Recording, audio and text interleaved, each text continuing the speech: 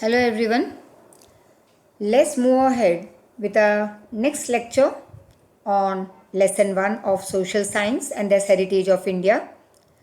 So in the first part we did about the natural heritage of India. That's what you mean by natural heritage and what all things are included in natural heritage. We did it in detail. Now the second part includes cultural heritage of India. Cultural heritage, in short, just remember that is also known as man-made heritage. That is heritage created by man is called cultural heritage. So here we are going to learn about cultural heritage of India. India is gifted to the world a diverse, that is varied, different and rich heritage, which you are going to see ahead how it is rich heritage. Cultural heritage is a man-made heritage, your one marker. Another one marker objective that follows is definition of cultural heritage, which you are going to learn.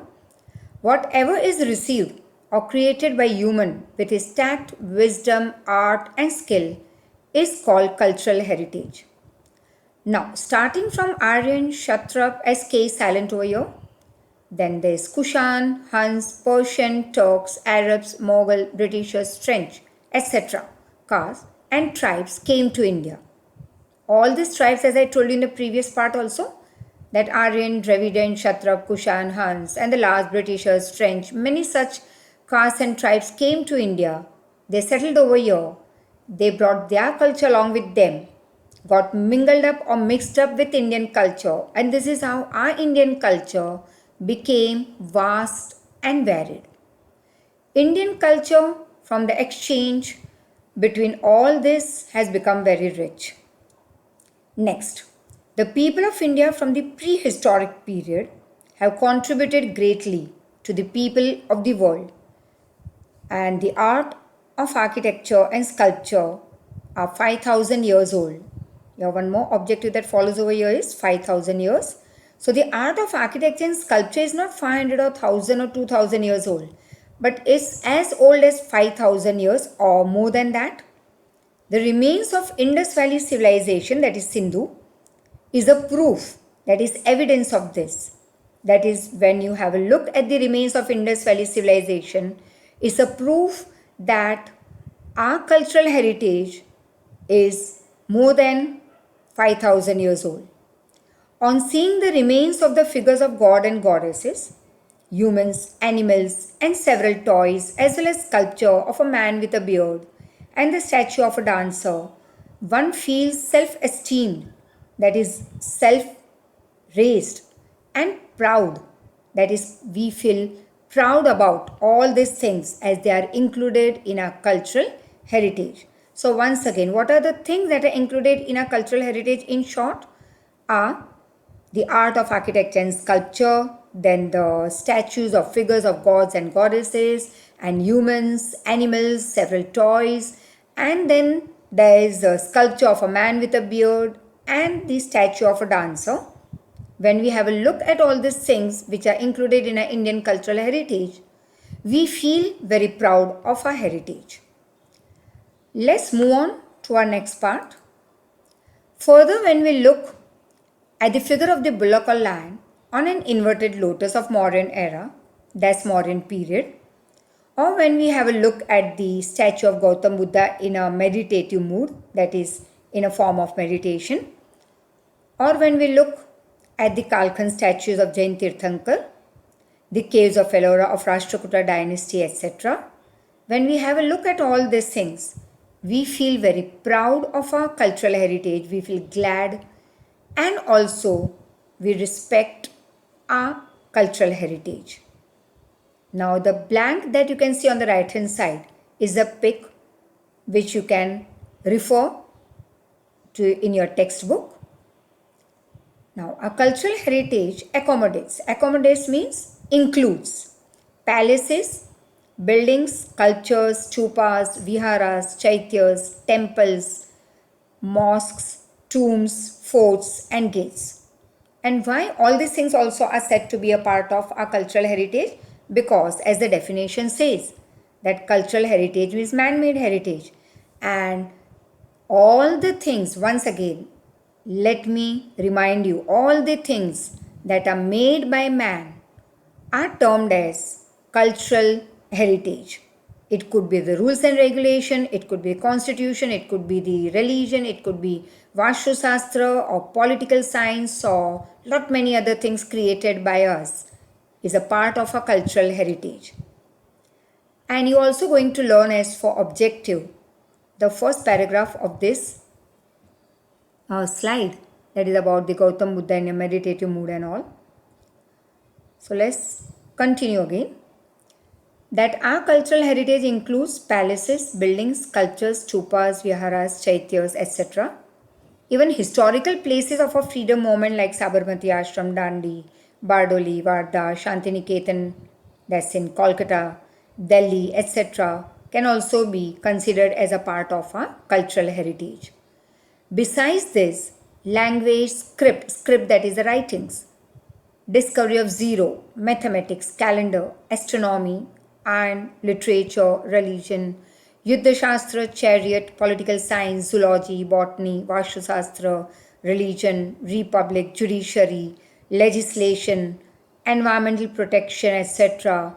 are the important discoveries of India, and all these are a part of our to be proud feeling Indian cultural heritage. Now the next part, let's move ahead. Cultural heritage of Gujarat. Up till now what we did was cultural heritage of India. So that was a separate section which could be also asked to you as your 3 marker. Now we move ahead on cultural heritage of Gujarat only.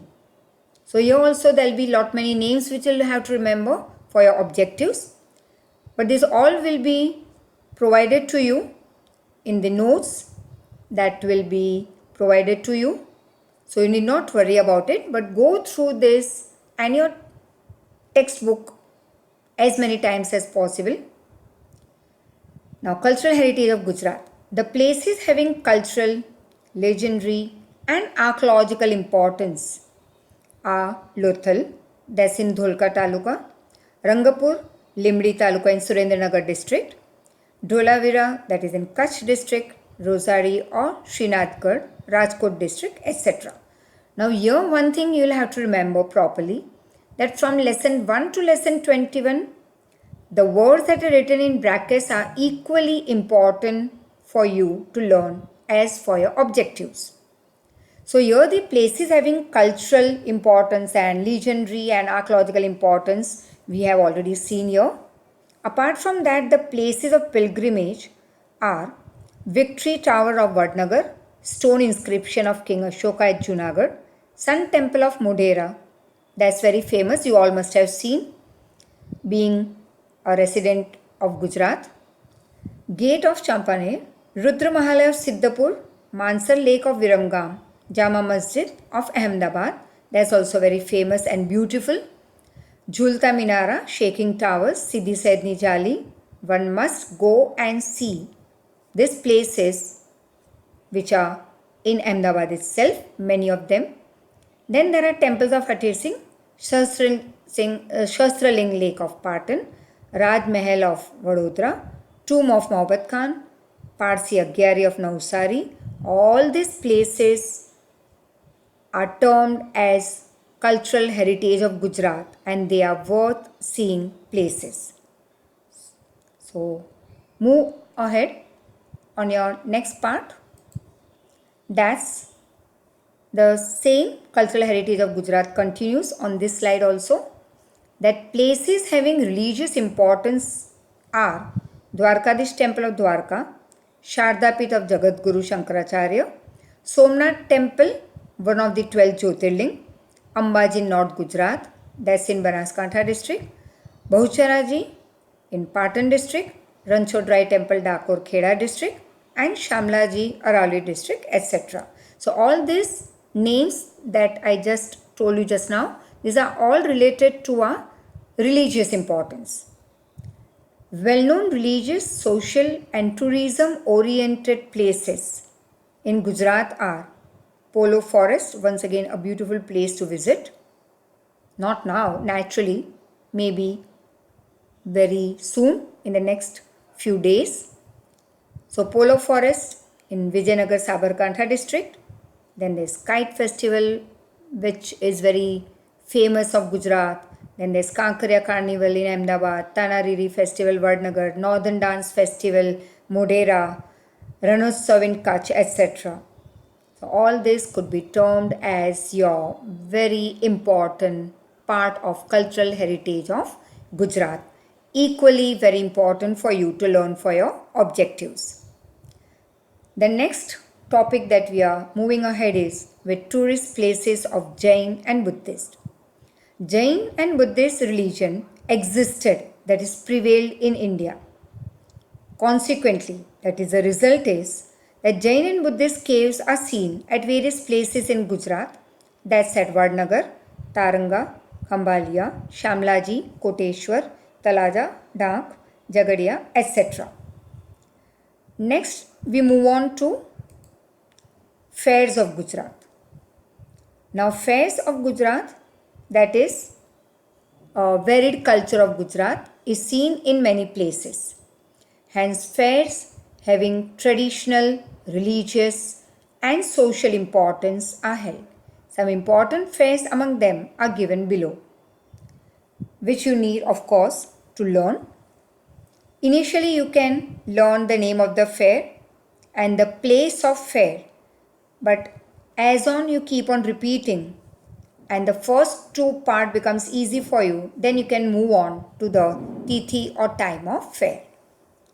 But it will be important for you to learn for objectives.